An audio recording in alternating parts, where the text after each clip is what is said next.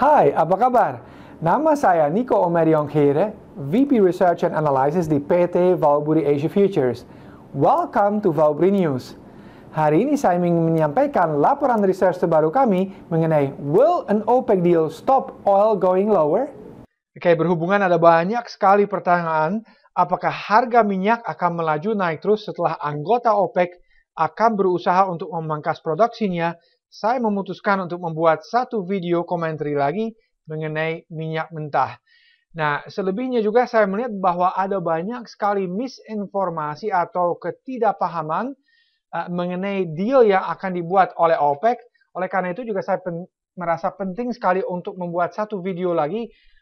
Walaupun saya sudah membuat video mengenai minyak mentah 2 minggu yang lalu, tapi banyak hal yang berubah. Dan kita harus melihat lagi, kira-kira ada yang berubah nggak di pasar minyak?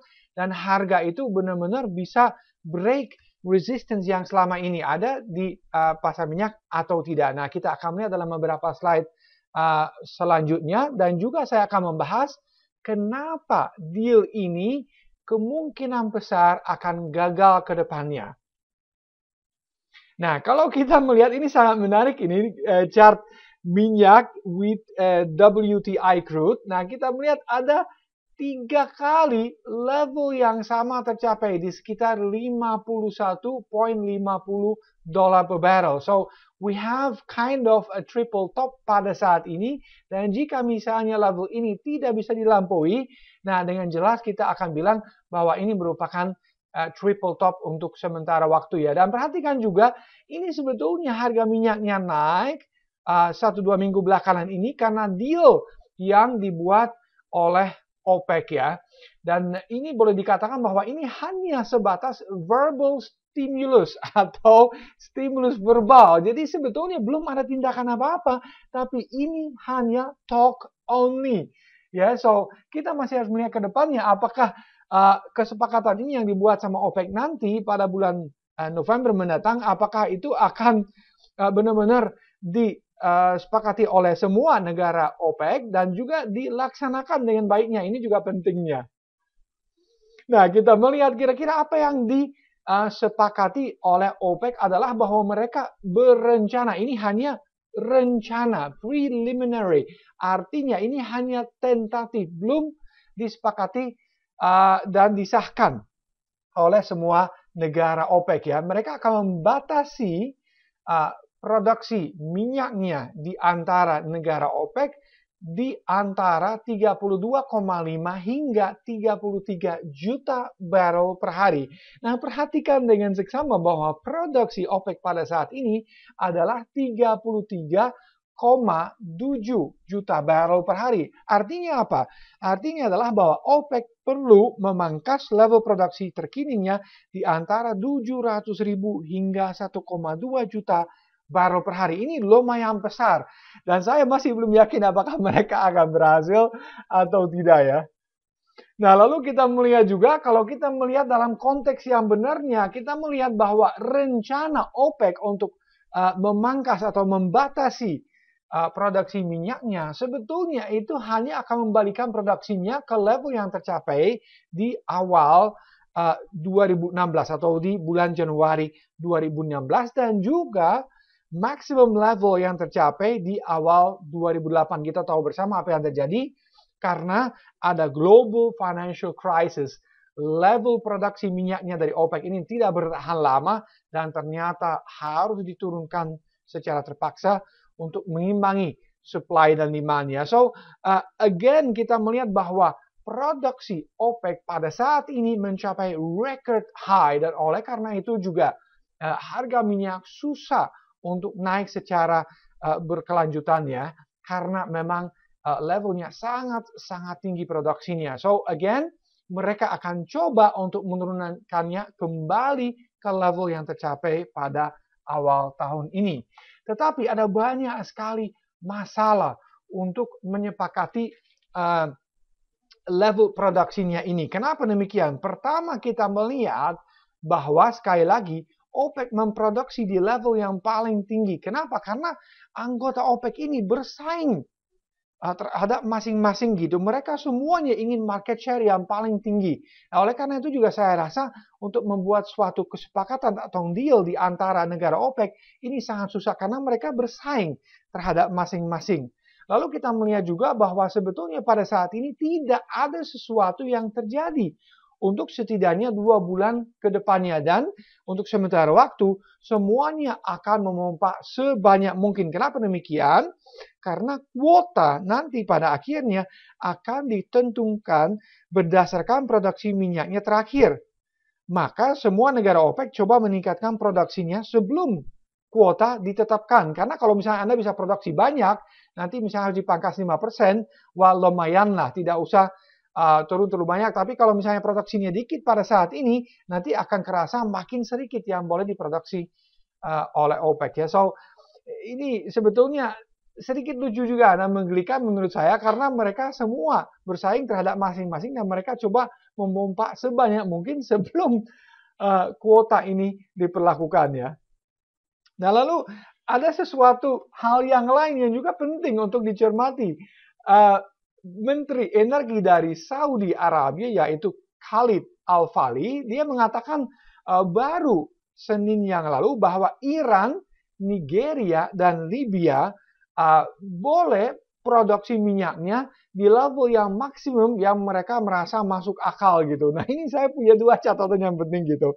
So, ketiga negara ini, Iran, Nigeria, dan Libya, tidak harus membatasi produksi minyaknya dan kemungkinan malahan akan meningkatkan produksi minyaknya ke depannya. So, bagaimana kita mau menurunkan atau memangkas level produksi minyaknya di OPEC kalau misalnya sekarang aja 3 negara ini, Iran, Nigeria, dan Libya, dikecualikan. Jadi mereka tidak akan membantu untuk menurunkan produksinya dan malahan menaikkannya ke depannya gitu. Terus saya juga bingung gitu, apa artinya di level yang maksimal yang masuk akal? Jadi yang masuk akal yang mana? Ya menurut saya yang pasti adalah bahwa untuk misalnya ketiga negara ini yang masuk akal itu yang paling tinggi. Ya, so sekali lagi juga ini sama sekali tidak akan membantu untuk menurunkan produksi minyaknya di OPEC ya.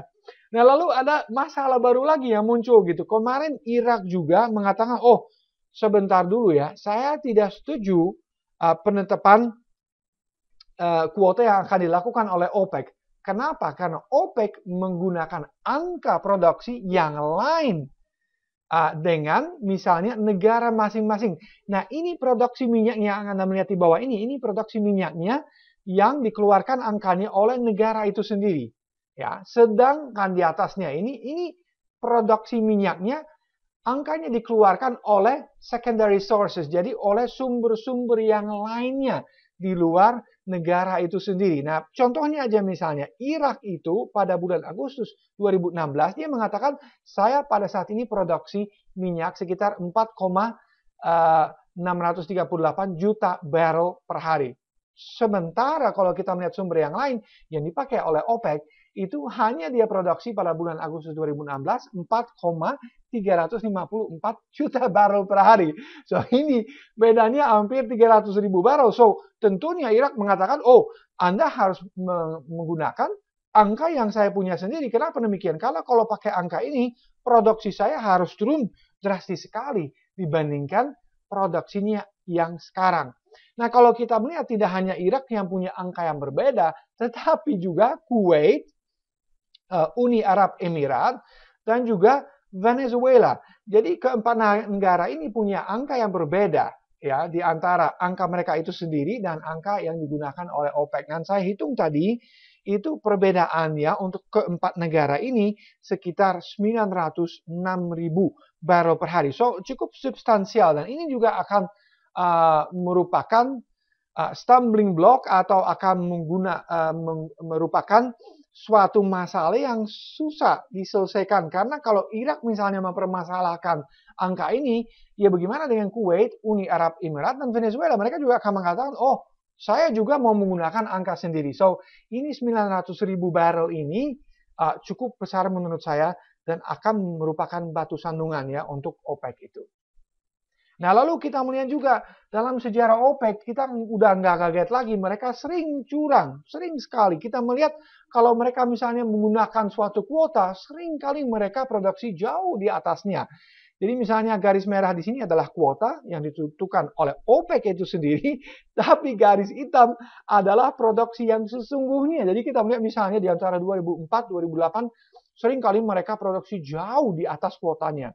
Lalu di antara 2008-2012 juga hal yang serupa terjadi dan belakangan ini juga terjadi lagi. So, jangan kaget misalnya kalau mereka bikin kuota pun, ya ini sering kali mereka melanggar sendiri ya nanti ke depannya.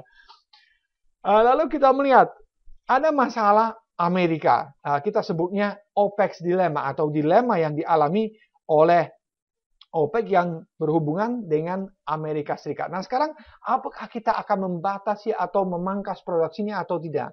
Jika misalnya OPEC memutuskan ya kita akan memangkas atau misalnya menurunkan produksinya, harga akan naik, tetapi karena harga naik, banyak sekali produsen shale oil di Amerika akan menaikkan produksinya. Oleh karena itu, OPEC akan kehilangan market share-nya dan pada akhirnya pendapatan mereka akan turun. So, this is a lose situation untuk mereka. Nah, sekarang kalau mereka misalnya mengatakan, oke, kalau begitu saya tidak akan menurunkan atau memangkas produksinya. Berarti harga minyaknya akan turun dan sebagai akibatnya pendapatan mereka juga akan turun. So, whatever they do, apapun yang mereka melakukan, saya melihat mereka sebetulnya stuck between a rock and a hard place, atau dengan kata lain mereka tetap akan kalah pada akhirnya gitu. Karena kalau memangkas atau tidak memangkas produksinya, kita melihat pada akhirnya pendapatan OPEC itu turun ya. Dan berhubungan dengan slide yang sebelumnya, kita melihat memang pada saat ini kita melihat bahwa kuartal ketiga yang baru berlalu, kita melihat US oil rigs jumlahnya itu naik 29%. Nah, rigs itu alat yang digunakan untuk mengebor minyak. So, kita melihat bahwa Amerika Serikat belakangan ini sudah menangkapi harga minyak yang naik.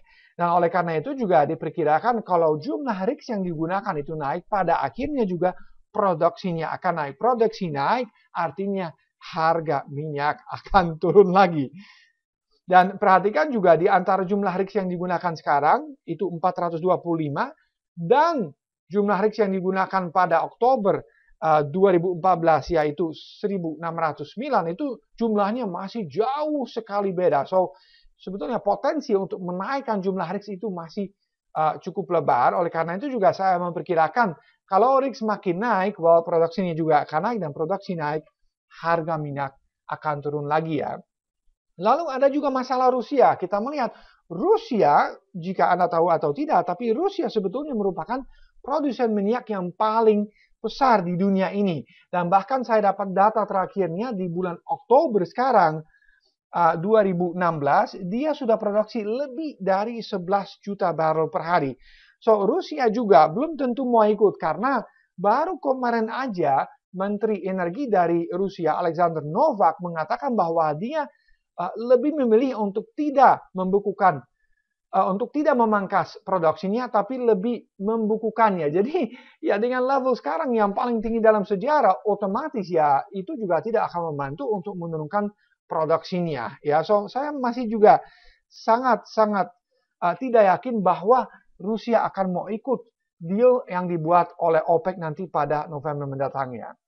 Nah lalu kalau kita melihat juga teknikal sangat-sangat menarik di mana kita dalam jangka pendek ini untuk tahun ini kita melihat ada semacam double top ya. Kalau kita melihat lebih jauh memang tadi kita melihat slide pertama ada triple top, tapi tahun ini sendiri ada double top ya, dan levelnya hampir sama tadi malam, hampir sama dengan level yang tercapai di awal bulan Juni 2016.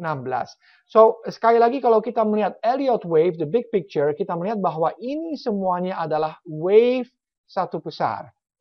Dan saya terpaksa hitung sedikit ulang karena kemarin saya sudah pikir bahwa kita mulai wave C, ternyata kelihatannya probabilitasnya kecil dan kita harus hitung ulang di mana ini adalah wave turun A, ini adalah wave B naik, dan nanti berarti kita baru akan mulai wave C turunnya. Targetnya adalah di antara 50 hingga 61,8% Fibonacci retracement di antara 35 hingga 38 US dollar per barrel ya. Lalu kita melihat juga bahwa open interest atau jumlah posisi beli dan jual yang masih terbuka di pasar minyak juga menyamai level yang sama yang tercapai di tahun 2013. Dan kita melihat tahun 2013 ketika open interest begitu tinggi, harga minyak mulai penurunannya ya, yang juga diiringi oleh open interest yang turun pada saat yang sama ya. So, the question is, pertanyaan adalah apakah open interest juga akan turun sekarang bersamaan dengan harga minyak atau tidak? Well, probabilitasnya kalau melihat chart ini adalah cukup besar ya. Dan terakhirnya, kembali saya ingin menunjukkan chart ini yang saya sudah sering menunjukkan kepada Anda bahwa persamaan di antara pergerakan harga minyak di tahun 2015 dengan tahun 2016 itu sangat-sangat besar. So again, pertanyaan adalah apakah harga minyak juga akan kembali turun di bulan Oktober, November, dan Desember. So another question which you could ask is apakah sepakatannya akan dibuat oleh anggota OPEC pada pertemuannya di bulan November mendatang mengecewakan pelaku pasar atau tidak ke depannya? Well, menurut saya, kalau Anda mau jawaban saya adalah, saya rasa bahwa probabilitasnya cukup besar bahwa anggota OPEC akan membuat deal yang tidak bisa memuaskan pelaku pasarnya. So, akan dibawa estimasinya pada saat ini, dan oleh karena itu juga harga minyak akan kembali turunnya. Nah, alasan kedua kenapa harga minyak bisa turun ke depannya adalah bahwa saya pikir resesi global ada di ambang pintu, dan kalau itu memang akan terjadi, itu pasti akan menyebabkan konsumsi minyak akan turun, dan dengan produksi yang masih begitu tinggi, oversupply akan menjadi makin besar, dan dengan demikian harga juga akan kembali tertekan ya. Nah, terakhirnya, kalau misalnya Anda mendapatkan sesuatu dari video, please share with your friends dan juga like di bawah video ini ya. Jadi untuk merangkum kembali, ada banyak sekali alasan baik itu secara fundamental maupun teknikal yang menunjukkan bahwa kemungkinan upside-nya untuk oil sangat-sangat terbatas pada saat ini. Jadi pesan saya adalah untuk pelaku pasar di pasar minyak adalah sell on strength di dekat resistance yang kita tadi melihat membentuk semacam double top di sekitar 51.50 US dollar per barrel.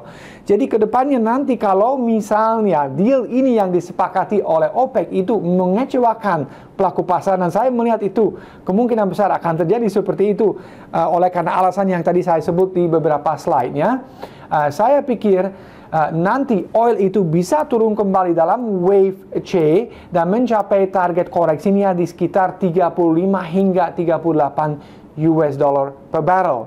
Sekian dari saya untuk saat ini, sampai jumpa di video komentar berikutnya.